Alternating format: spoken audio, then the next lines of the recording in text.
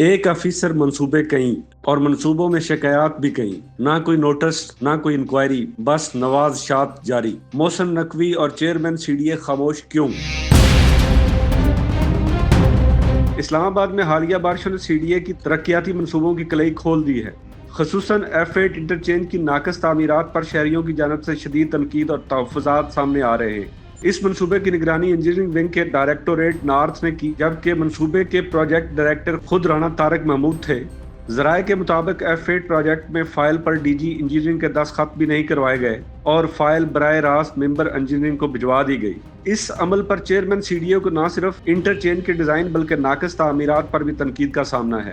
یہ پہلا موقع نہیں، یاد رہے کہ رانا طارق محمود ہی مرغلہ ہائی وے کے ہی ڈائریکٹر تھے، جہاں گزشتہ سال بارش کے بعد انڈر پاس میں پانی بھر گیا تھا اور سڑکوں کو شدید نقصان پہنچا تھا۔ 12 کو فلائی اوور میں شٹرنگ گرنے سے مزدور زخمی ہوئے، مگر نہ تو کوئی رپورٹ سامنے آئی اور نہ ہی کسی ذمہ دار کے خلاف کارروائی ہوئی۔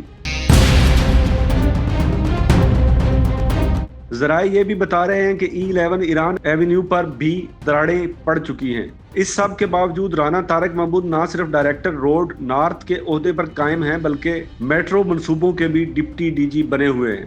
حیرت کی بات یہ ہے کہ وفاقی وزیر داخلہ Mohsin Naqvi, chairman C D A Muhammad Ali Randhawa اور دیگر اعلیٰ حکام نے تاحال کوئی نوٹس نہیں لیا اور نہ ہی کسی قسم کی انکوائری کا آغاز کیا گیا ہے۔ سب نیوز کی جانب سے ترجمان C D A director roads Rana Tariq Mahmood اور ممبر انجینئرنگ سے متعدد بار رابطہ کرنے کی کوششیں کی گئیں، سوالات بھیجے گئے اور کالز کی گئیں، مگر کسی نے کوئی جواب نہیں دیا۔ اگر سی ڈی اے ممبر انجینئرنگ یا طارق محمود اپنا موقف دینا چاہیں تو سب نیوز ان کا موقف سامنے لانے کو تیار ہے۔